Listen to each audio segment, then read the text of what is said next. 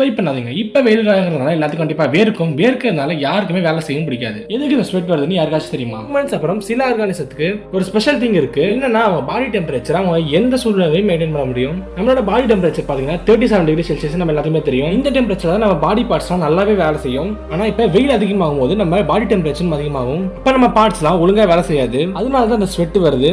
ஸ்வெட்ல 99% of water இருக்கு. Water வந்து நல்லா ஹீட் அப்சார்ப் பண்ணும். நம்ம பாடியோட ஹீட்டை நல்லா அப்சார்ப் பண்ணி வேப்பரா வெளில செல்லும். அதனால நம்ம பாடி டெம்பரேச்சரும் குறையும். இதனால தான் ஸ்வெட் வருது. 2 தூங்கும் போது நிறைய பேருக்கு கொரட்டை வர பழக்கம் இருக்கும். அதனால அவங்களுக்கு எதுவும் பிரச்சனை இருக்காது. பக்கத்துல இருக்கவங்க தான் பிரச்சனையே. இந்த கொரட்டை சவுண்ட் எப்ப வருதுன்னு பாத்தீங்கன்னா நம்ம மூச்சு விடுற காத்து போய் அடைக்கும் போது தான் இந்த கொரட்டை சவுண்டே வருது. நார்மலா நம்ம மூச்சு விடும் போது சாஃப்ட் வாலெட் அப்புறம் யூலாங்கிற 2 இது வந்து நம்ம காத்தை உள்ள அனுப்புறதுக்கு நல்ல வைட் ரேஞ்ச் கொடுக்கும். ஆனா அது போக போக பெருசா வளர்ந்துகிட்டே போகும். அந்த பெருசா வளர்றதுனால அந்த காத்து உள்ள போகும்போது அது அடைக்கும். அதனால சாஃப்ட் வாலெட் அப்புறம் யூல 2மே வைப்ரேட் ஆகிறதுனால தான் அந்த கொரட்டை சவுண்டே வருது. இந்த மாதிரி நிறைய ஃபேக்ட்ஸ் பார்க்க பிலிமி சேனலை சப்ஸ்கிரைப் பண்ணுங்க. பிலிமி நண்பா, பாய்.